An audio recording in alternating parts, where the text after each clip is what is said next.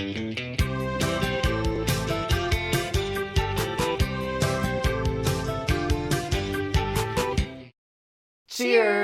Welcome to Movie Bitches. Sundance 2023. Today we're talking about Little Richard, I Am Everything.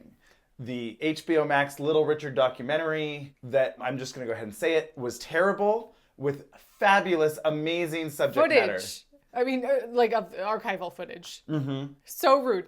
So rude. Yeah, this wasn't put together in a way that I found to be interesting. There was these very bizarre montages of time-lapsed nature footage and fireworks and glitter, sperm, and it was orchids like, and it was like the last 10 minutes of Lucy. Yes. And I was like, what's this now? And it was supposed to represent like the orgasmic nature of his music, I guess. I didn't know. Yeah. I didn't know. Didn't know. There was also a lot of CGI'd cosmic stardust. Yes. And I was like, okay, this is a lot. That being said, inspiring, story of him and his journey and being true to yourself, and it took him a while, but like he really did blaze a path. In and out of different lanes. He tried, all the things.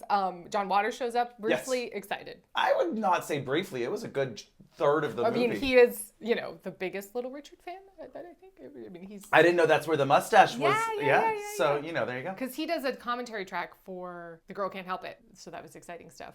Did it seem to you like Billy Porter perhaps was on like just some micro-dosing mushrooms or something? He was like chill. It was very... There was something about, am I here right now? I think I'm talking about Little Richard. Yeah. I don't know. It was just like a mellowness that seemed, I don't know. Maybe that's Billy Porter's personality. Yeah. But yes, I didn't like the documentary, and I thought it just repeated itself. It talked a lot about how Little Richard was sort of the victim of people stealing his ideas. He was such a trailblazer that everyone kind of aped off of him, and that's all true. Elvis. But, yes, absolutely. It was interesting watching this after having seen Elvis. Yes. But it just kept on repeating itself. And there was a whole section where it talked about the people that inspired him and the stuff that he directly took from people. And so it's just like, you can't have it both ways.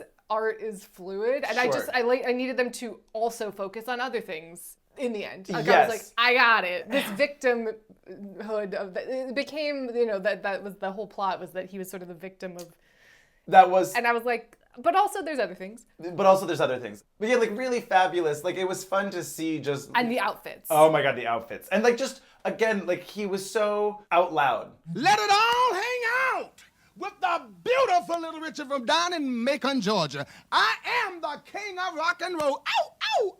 My. I just had to do that. Now I feel so much better. I got it out. About it all. And I really appreciated that. And like to see it all and shut up. Shut up. Yeah. And then it did get bogged down, especially in the second half where it was like, and then this thing, and then this thing. And we're like, okay, we get it. Yeah. The second half of the movie, I would say, was basically just, he was robbed. He never got the recognition. Saying the same thing over and over. But like also what was weird was that it was like they would have Mick Jagger talking about like, I was with him for 30 days and I saw him perform every day and it was amazing and I learned so much from him and whatever. In Hamburg, the Beatles, and all this But stuff. it wasn't like they then asked the hard-hitting questions of like, well then how come you never supported him when you had immense stardom and power and money and he was struggling? I'd be interested. Did you guys talk? Did you have any sort of thing? Did you feel guilty that like you used things and stuff that he had taught you and brought you and you had all of this fame and he didn't? And he didn't have the rights to his own music and, Of course, is that Mick Jagger's personal responsibility? I'm not saying it is. I'm just like, but it is. It put you in a state of, let's talk about something else also. Like the last 30 minutes was kept going. The same. Then it was like, then they had the American Music Awards or whatever it was. And he had his speech and everyone there. And then he had that weird jive with Mick Jagger.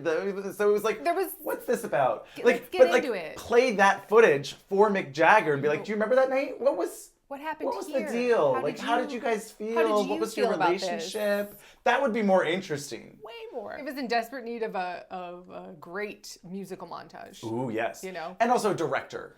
I'm sorry, that's so rude. It just really needed someone who had a point of view and like a story, like a point to tell.